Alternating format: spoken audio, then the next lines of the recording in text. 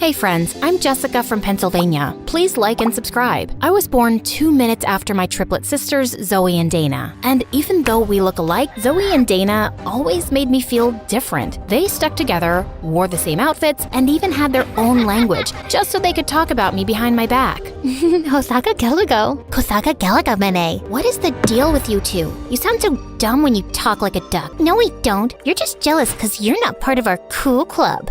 Whatever. They were right. I hated being the odd one out. I think my sisters were jealous because I was prettier, taller, and smarter. And when I turned 13, I landed my first modeling gig for an international teen magazine, and we just grew more distant. They begged mom and dad to get them into modeling too, and my parents went out on a limb to get Zoe to walk a fashion show, but she kept throwing tantrums. OMG, this color makes my eyes look small. Is this Diet Coke? No? Get lost then and get me one. This makeup artist looks like a homeless person. Get me a prettier one. It was so bad, they kicked her out and she never got a call back. I don't get it. We're dressed up better, obviously prettier, and yet somehow you get all these great gigs. Ugh, don't whine if you can't get what's mine. And I'll let you in on my secret, but you have to promise me never to tell mom. I walk on my arms 3 times a day, every day, for at least 50 minutes. That's ridiculous. We've never seen you do that. I won't do it in front of you, dummy. It's called a secret for a reason. Walking on hands helps me with my posture, and I walk better on the ramp. It was a lie, of course, but my sisters were so dumb. They tried doing everything, but couldn't even land a handstand. And one time, Zoe ended up falling and crashing right into Mom's $1,000 vase, smashing it into pieces. Mom was furious, and they both ended up getting their butts grounded, while I had the TV all to myself for a good 2 weeks. Absolute bliss. But after that day, they never trusted me, but I couldn't care less. Eventually, they gave up on their dream of ever becoming a model. As for me, I continued being the professional that I was, and I only got more famous. One day while working on an ad, I was a bit confused about my lines. It makes me look hot. Excuse me, this is supposed to be a winter wear commercial, right? The lines are all wrong. Let me see. I turned around and saw Peyton walking in my direction. He was modeling royalty with over 10 million followers on Instagram. I was doing this commercial with him? How did I miss the memo? Say it like this. I feel so hot when I'm wearing these, I can barely feel the cold. You try.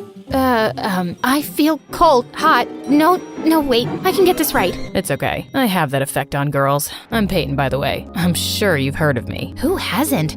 It's such an honor working with you. Peyton and I absolutely nailed that winter wear ad, and our chemistry was so good, we ended up doing a lot of ads together. We started hanging out more and more, and soon became good friends. The more I got to know him, the closer to him I felt.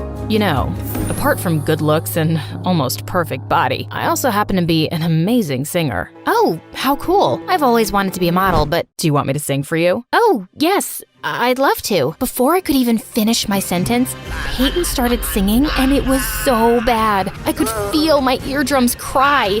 But despite that horrible singing, when Peyton asked me out that evening, I happily said yes. And when my sisters found out, they burned with rage. Seriously? You think I won't know you're talking about me and Peyton? Guess your secret language doesn't make you cool enough to be with someone like him, so I'm just gonna ignore you. Ignore us all you want, but you can't ignore the fact that Peyton is too good for you, and you'll never be able to keep him happy. Say what you want, I'm late for my meeting with my super hot boyfriend. It felt so good to rub it in their faces. The next few weeks were bliss. The news about me and Peyton being an item skyrocketed our reputation, and everyone wanted to sign us up. Life was perfect until my agent booked us for a Christmas ad, and this time they wanted to use my whole family, including Zoe and Dana. I begged my agent not to go through with it, but she didn't give a rat's butt about it. The press is big on this, Jeff. If you guys crack this, people will run to get in line for your autographs. Come on, I'm sure your sisters are not that bad. They're horrible. But if this brings more work, then I'll try and give it a shot. I tried to make peace with it, but the next day when the photographers came, Zoe plopped her butt right next to Peyton, and I felt my insides explode. Every time Dana gave Zoe a look, Zoe whispered something in Peyton's ear, and they burst out laughing. What? What's so funny? Tell me too. Oh, forget it. Your boring brain wouldn't get our jokes. It's okay, Jess. I'll just tell you everything later. And with that, Zoe whispered another joke to him. The photo turned out great and did a fab job at making us look like a perfect family. If only they could see my inner rage. As the photographer was packing up, I had some final paperwork to sign. When I looked up, Zoe and Peyton were nowhere to be found. I went to look for them outside when I found the two of them hugging. You know you can tell me anything, right? Thanks, Zoe. Feels like I can talk about anything with you. Thanks for being the perfect friend. Excuse me? I thought I was your perfect friend. Jess, that's not what I meant. Then what did you mean? Can you stop being so pushy? Jeez, poor Peyton is going through so much in life. Did you even know that he has a sensitive throat? He can't sing anymore. Oh, wow. Really? Newsflash, he could never sing. He sang like a toad with a throat infection. You want to be friends so bad? Then go ahead. But I'm done with all of you. Jess, wait. Oh, just leave her. You're better off without her. Peyton kept shouting at me, but I was super mad. The next morning, I was feeling a bit better, so I called Peyton, but he didn't answer. Instead, my agent called me up and gave me the shock of my life. The company we did the Christmas ad for loved Zoe and Peyton's flawless chemistry, and they want to go ahead with them. They want you off the project. Are you kidding me? She's the worst model ever. I'm really sorry, Jess. I was devastated beyond words and rushed to give Zoe a piece of my mind. But when I went to her room, I saw something interesting. Zoe and Dana were arguing over Peyton. You shouldn't keep him all to yourself, okay? We decided I'll get a fair chance to impress Peyton too. Really now? I don't think he's interested in anyone. I mean, look what happened to Jess. She's prettier than both of us combined, and he chose me over her. You don't stand a chance. We'll just see about that. Just stay away from him till I ask him out on a date, okay? Wow, at least they accepted I was better than them. But this was the first time ever I'd seen them argue. I thought this was the worst they could do. But a few days later at the success party of our Christmas ad campaign, Dana walked up to me asking if I'd seen Zoe, and the perfect idea struck me. I think I saw her go upstairs in the study. Oh, Dana, I think she's with Peyton. If I were you, I'd let them be. She's what? I'm gonna kill that witch.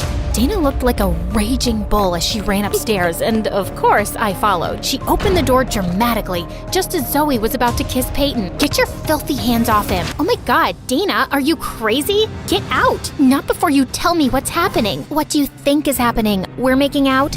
And then Dana jumped on Zoe, and the two broke out in a huge fight. Peyton and I tried to separate them.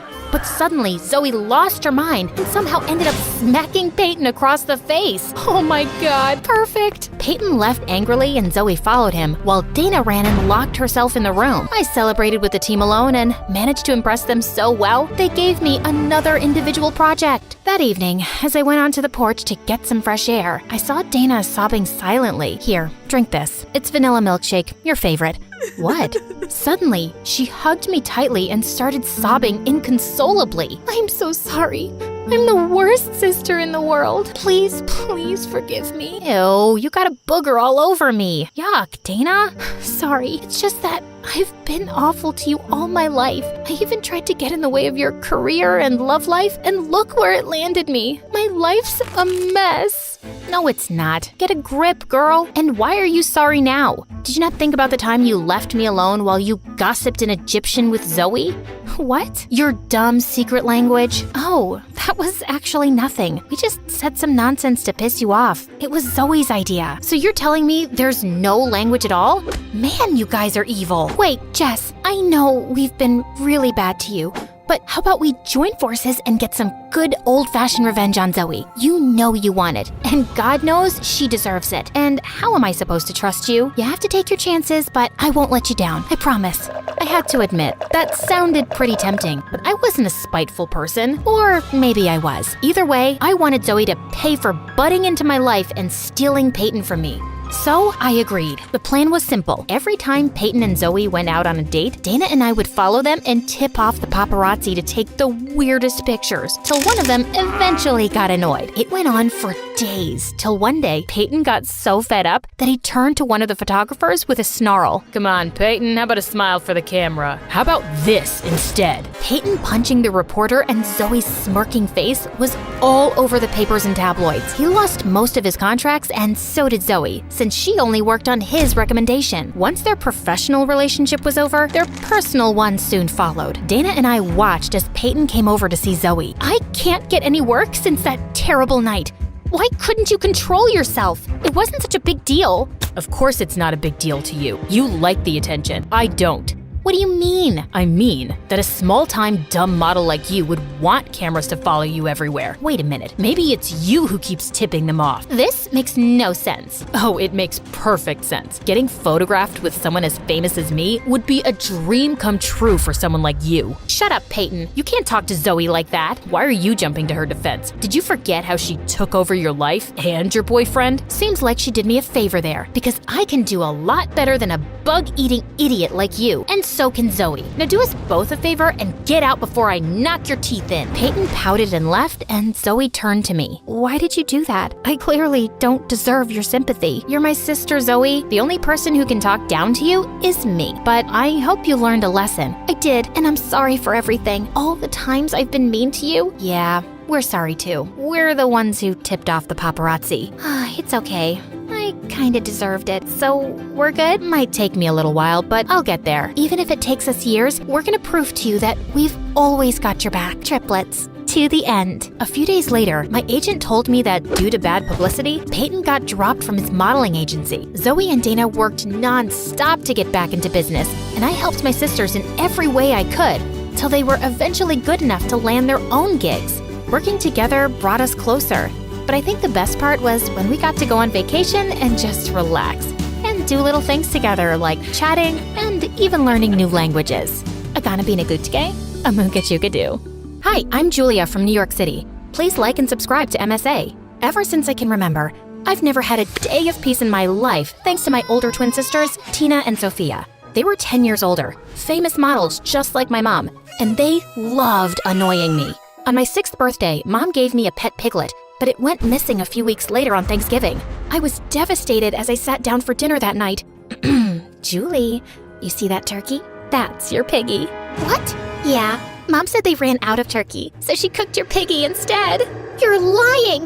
No! I started bawling like a baby till Mom rescued my pet from my sister's closet. They were grounded, but the memory haunted me for years. I could never enjoy another Thanksgiving. Things just got weirder as we grew older. Tina and Sophia got more famous, and I became their geeky little sister with a thing for science and sugar. By 13, I weighed twice the kids my age. One time, Mom invited a French photographer to take family portraits. Wow, Tina, that is a beautiful pose. Sophie, yes. Hold that. Juicy, juicy. Julie. Whatever. Pull in your tummy while you smile. A little more. More. Okay, now smile. I said smile. I was trying when Tina tickled me a little, and I let out a huge fart. Oh my God, Julie, you stink up the place. You baby cow. When the photos came out, I was so red, it looked like someone had slapped me 20 times. So embarrassing. I exercised and lost most of the extra weight, but my sisters never let me forget that incident. Worse, kids in my school constantly questioned me about my famous sisters, and I hated that. My older brother says that Tina bathes in milk. That's why she's so pretty. And Sophia brushes her hair with a comb made of feathers. Tell us, please. Is all this true? I got so annoyed, I jumped on one of them and pulled her hair. Tina's breath stinks and so do her clothes. And Sophia brushed her hair last winter. It's all makeup, you moron. Now leave me alone. Turns out it was our teacher's daughter, and my stunt landed me in detention. But I didn't care as long as I got some peace. So, yeah, life wasn't great, but it wasn't all bad either. I was at the top of my class, and at 17, I even landed a prestigious summer internship at the Natural History Museum. On my first day, I got up an hour early to get ready and reached the museum before my time. But the place was massive, and I got totally lost. Suddenly, I heard a voice behind me. Are you the new intern? Yeah, I'm Julie. Pleased to meet you. Late. You're late. You were supposed to report to me 15 minutes ago. Before I could even apologize, the boy started walking away. I'm Pierre, your supervisor, boss, whatever you want to call it. Okay, so tell me, why is the sky blue? Too slow. How do airplanes fly? How old is the Earth? Do you know anything besides makeup? 4.543 billion years. What? You asked me how old the Earth is? I know my science, okay? But I guess you don't know how to talk to people. Maybe learn that first. You're right. I'm sorry. I had a tough morning and I took it out on you. How about we start again?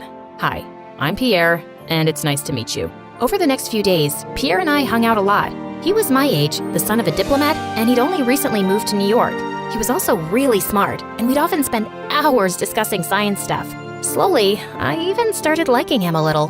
One day, I was cleaning up a fossil when my shirt got caught and ripped. Pierre rushed to my side and gave his shirt to me. You're bleeding. Huh? Oh no. Dang it. Pierre hurried back with first aid, and as he was tending to me, I couldn't stop staring at how perfect he was. There, all done. Thanks. I feel much better. Much better. Oh, God. You must think I'm crazy. Nope. I think you're cute. And also, I think you should go out on a date with me. Really? You do? The next day, Pierre took me out to the most amazing restaurant, and we had the best time ever. Soon after, we started dating officially, and things were perfect. That was until one night. Pierre and I were closing the museum, and my sister stormed in with some friends and started messing around with the museum artifacts. What are you guys doing here? You're always working, so we thought you could use some fun. Oh, are you the guy she keeps texting? Dude, she makes the funniest faces when she's on the phone. Like she wants to poop, but can't. Let me show you. Can you stop embarrassing me and go to a club or something? Where's the fun in that? My sisters and their friends just ignored me as they went around taking selfies. But then the museum security heard the noise and chased them away. I was given an earful, but at least the situation was under control and nothing was damaged. But the next morning, I spotted Tina wearing a dinosaur tooth around her neck. Oh my God, Tina, you're not supposed to take that.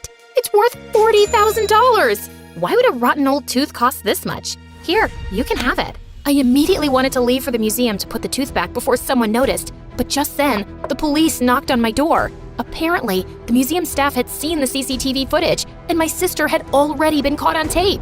The twins would have been arrested for stealing, but I called Pierre and asked if his dad could help. He told me once his dad was on the museum board of directors, so I had to take a shot. He saw the video footage too, and he's really mad. I know it's a huge favor, but I'm asking, please, if he could just help me out this one time. I'll even apologize in person. Actually, there's this fundraiser that he wants me to attend. Maybe you can come along too and talk to him. That'll be perfect. Okay, I'll see what I can do. Pierre pulled some strings and the police let off my sisters. And for the first time, they were sorry. The fundraiser wasn't as bad as I thought, even though his dad was really cold even after I apologized. And soon, Pierre started asking me to all the events he got invited to. And things were exciting for a while. I enjoyed dressing up and going around with my handsome boyfriend. But between studies and work, I was getting burnt out. One evening, I didn't have anything, so I raided Tina's closet. Oh my God, who died and left you this hideous dress? It's yours. Must be something I bought to give to a homeless person. Listen, kid, no matter what you wear, you'll always be a dork. Don't change too much to fit in, okay? Did you hit your head or something? Anyway, I'm off. I had no idea what Tina meant, but I was terribly late, and when I got there, Pierre was outside waiting for me. Where were you? Everyone is asking me. And why are you wearing that? Don't you have something designer? Aren't your sisters models? What's wrong with my clothes? Besides, I'm exhausted and I'm here. Before Pierre could reply, someone told us that his dad was looking for him and we went inside. I was standing in a corner feeling angry and tired when I spotted one of the world's most famous marine scientists, Dr. Keller. Oh my God, I am a huge fan, sir. Your work in the space of dead turtles is groundbreaking. And that piece on how sharks are misrepresented in shark movies is amazing. You've read that paper? No one ever has. You should come by my office sometime. I'd love to. I even have something I'd like you to see. Julia, there you are. I want to make you meet someone. Before I could say anything, Pierre dragged me to the other corner of the room. What was that? I just saved you from the worst conversation of your life. You should thank me. Thank you? A world-famous scientist just invited me to his office, and I was discussing my research with him when you dragged me away. Dr. Keller is a bit of a cuckoo. He invites everyone to his office because he's bored all day. It's nothing special. Give me a break. So you think I'm not actually good at what I do? You know what? Save your breath. I've had enough. I'm leaving, and yeah, maybe we should take a break. And with that, I stormed out. Pierre tried calling me later, but I ignored him. And over the next few days, he tried everything to get my attention. He would drop cards in my backpack, leave chocolates, show up with a car full of roses, and when nothing worked, he came up with the ultimate surprise. I spoke to Dr. Keller. He's agreed to meet you next week. Get that research going. You did what? I can't believe it. Oh, thank you. Does that mean we're good? Pierre, I like you, but we belong to different worlds, and I really can't afford distractions. I understand, but at least we can be friends, right? And I can help you finish your research paper. That's the least I can do after everything you've done for me. Pierre was a smart guy, and I could really use his help. We started working day and night, and I often caught him stealing glances at me. By the time we were done, I was exhausted out of my wits. Maybe you should rest. I'll make the final changes and see you at Dr. Keller's office. You sure? That'll be amazing, and thank you for your help. Pierre kissed me lightly on the forehead, and I had butterflies in my stomach. I knew he still liked me, and I liked him too. Maybe I'd give us another shot. But right now, I had bigger fish to fry. On the day of the meeting, I was feeling really confident and showed up early. I was sitting at the reception waiting for Pierre to show up, when suddenly, I saw him leaving with Dr. Keller and my final research. Okay, I'm gonna be late. Good job on the research, Pierre, and welcome to the team. Your dad will be proud and happy. Oh, hi, Julia. Are you here for Pierre? Actually, Yes, we decided to celebrate together, if you liked my research. I wanted to say something, but I was speechless. I felt like someone had punched me in the stomach. Pierre walked toward me, but something inside me snapped, and I slapped him hard. So this is why you didn't want me talking to him at the party, and why you helped me with my research. So you could steal it and claim it as your own. Never in a million years did I think you'd be such a snake, Pierre. Crushed, I ran away as fast as I could. How could I be so stupid? Years of research and hard work gone down the drain. When I got home that day, my sisters could immediately tell something was wrong. They sat me down, and I told them everything. Ugh, why do you even care about this stuff so much? Because I do, okay? It's what I want to do in life. How would you feel if someone took away all your hard work and claimed it as theirs? We wouldn't know. No one can be as pretty as we are. Okay, I'm done with this conversation. Sorry. Wait. Sit. We know it's devastating that Pierre used you and then threw you under the bus, but that's life. Now, you can either cry about it, or you can move your butt and start from scratch. The choice is yours. Whatever you choose, we're here for you. My sisters were right for once. I couldn't let this one blow take away my whole future, so I decided to plunge myself into my studies. Pierre tried reaching out 1,000,000 times, but I was done with that lying jerk. I graduated top of my class and went to Harvard. Slowly, I started building my research from scratch and things started looking up. But for some reason, I could never completely understand or forget Pierre's betrayal. Maybe what I was looking for was closure. A year later, my sisters and I were vacationing in Costa Rica when a familiar figure approached me. Julia, is that you? Pierre? You. Take another step and I'll knock your teeth in. I just want to apologize. I know what I did was horrible and unforgivable, but I had my reasons. Really, dude? Yes, my dad is a horrible person, Julia. He told me if I couldn't show him that I can make it as a scientist, he'd have my butt kicked back to London and force me to become a politician. I thought if I got a chance to work with Dr. Keller, I could impress my dad and he'd finally let me follow my passion, so I backstabbed me, stole my research, cost me the chance of a lifetime? Yes, but if it's any consolation, I never joined Dr. Keller. I just couldn't do it. Listen, I don't care about you or your dad anymore. I trusted you and you betrayed me. Nothing you can say or do will make this right. And if you really want to follow your passion, stand up for yourself. Lying and cheating won't get you anywhere. Now save your face and let's not talk again. Ever. But You heard her.